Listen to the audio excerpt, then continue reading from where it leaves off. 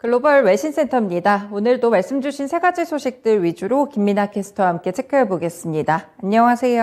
안녕하세요. 네, 저희 첫 번째 소식부터 좀 체크를 해볼게요. 이 곡물 가격에 좀 급등을 일으킬 만한 그런 뉴스가 있었던 것 같은데 러시아 쪽 의견 좀 전해주시죠. 네, CNBC 보도 내용입니다. EU urges Russia to revoke Ukraine Black Sea grain deal suspension. 네, 유럽과 러시아 쪽에서는 다시 한번 이 곡물 때문에 난항을 겪을 것 같은데요. 바로 자세한 멘트부터 함께 살펴보겠습니다. 러시아가 다시 식량 무기화에 나섰습니다. 러시아가 유엔과 튀르키예의 중재로 합의했던 이 흑해 곡물 수출 안전보장 협정을 더 이상 준수하지 않겠다고 선언했는데요. 러시아 국방부는 우크라이나 항구에서 이행되어 온 농산물 수출 협정에 더 이상 참여하지 않기로 했다고 밝혔습니다. 세계 최대의 곡물 수출국 중 하나인 우크라이나의 곡물 수출이 다시 한번 막히게 된다는 뜻인데요. 우크라이나 곡물의 수출길이 다시 막히게 되면서 전 세계 식량 위기가 고조될 수 있다는 우려감이 커지고 있습니다. 러시아 국방부 쪽에서는 우크라이나가 이 흑해 함대를 드론으로 공격했다는 점을 들면서 이번 조치의 이유로 들고 있는데요. 우크라이나는 세계 최대의 밀, 옥수수, 해바라기 씨유의 수출국 중 하나인데 올해 2월에 전쟁 발발 이후 흑해를 통한 수출길이 막히면서 전 세계 식량 시장이 요동친 바 있습니다. 그러다가 러시아와 우크라이나가 7월 중에는 이렇게 유엔과 튀르키예의 합의로 인해서 이러한 흑해를 지나는 곡물 수출의 선박의 안전을 보장하는 이 흑해 곡물 이니셔티브 협정을 체결한 바 있는데 이 때문에 요동치고 있던 식량 시장이 어느 정도 진정이 됐고 곡물 가격도 진정세를 나타내기도 했습니다. 하지만 이 당사국들의 협정 만료가 될 것을 앞두고 나서 이 연장 방안을 논의하고 있는 가운데 러시아가 우크라이나 군의 공격을 이유로 들면서 이 협정을 다시는 지속하지 않겠다 이런 발언을 내놨고요. 이에 따라서 다시 한번 인플레이션이 가중되는 것 아니냐, 곡물 가격과 식량 가격이 올라가는 것 아니냐 이런 우려감이 더 커지고 있습니다.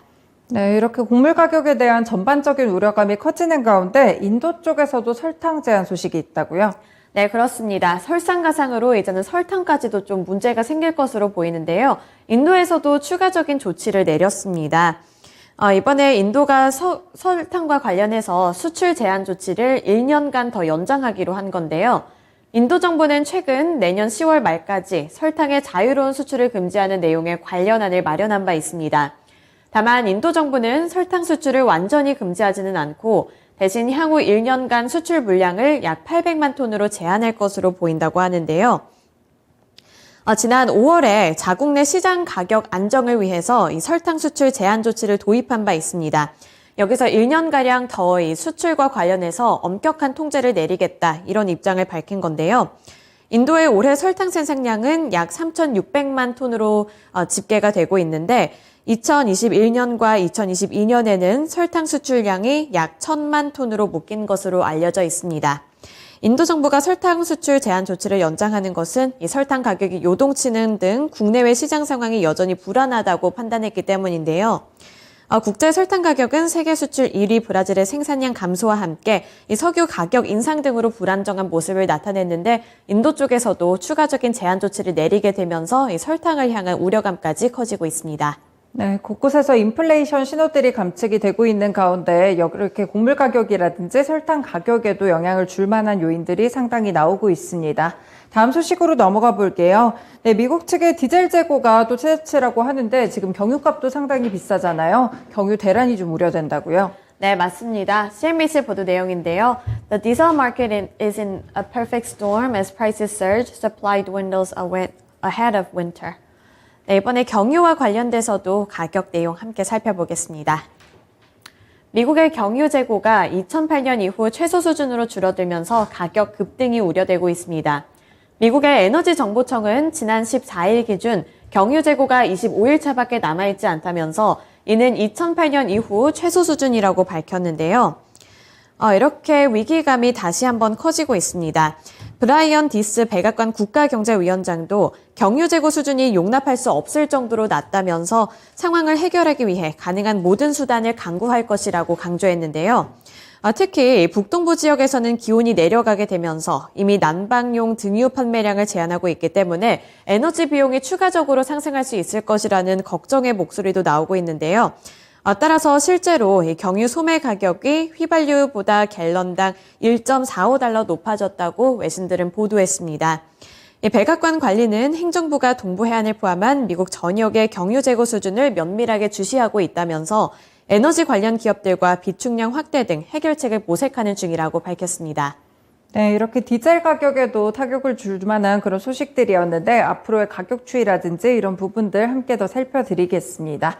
마지막 소식으로 넘어가 볼게요. 그동안 일론 머스크가 트위터 인수를 두고 정말 뭐 취소를 하느니 아니면은 다시 인수를 한다 뭐 이런 소식들이 있었는데 결국에는 인수를 완료한 것 같아요. 네, 그렇습니다. CNBC 보도 내용입니다. Elon Musk's first day owning Twitter leads to havoc and possible hoax about layoffs. 네, 일론 머스크가 트위터를 인수하면서 우려감도 커지고 있습니다. 기대감도 있지만 우려감도 커지고 있는데 우선은 자세한 멘트부터 함께 살펴보겠습니다. 일론 머스크 테슬라 CEO가 트위터 인수를 완료했습니다. 인수와 동시에 대대적인 개혁 작업도 시작했는데요. 다만 해고 문제 등 불안감은 더 커지고 있는 상황입니다. 우선 이렇게 대대적인 개혁 작업에 착수를 하게 되면서 기대감도 어느 정도 나타나고는 있습니다. 우선 머스크는 먼저 트위터를 비상장 회사로 전환하는 절차를 밟을 것으로 보이는데요.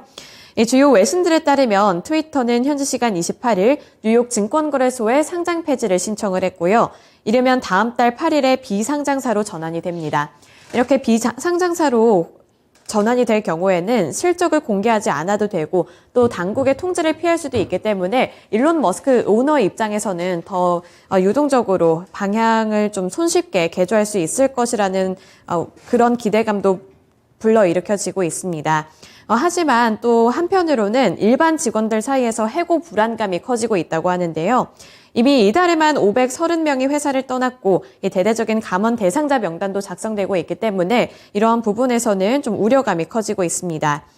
또 여기서 당장 계정 연구 금지 그리고 트윗 삭제 정책이 어떻게 바뀔지가 관심 포인트가 되고 있는데 기대감과 우려감이 함께 공존하는 상황에서 어떠한 정책 변화가 있을지 이 부분이 좀 많은 투자자들의 관심을 받고 있고요. 그리고 코인과 트위터를 어떻게 잇게 될지 이 부분에 대해서도 투자자들의 관심이 몰리고 있습니다.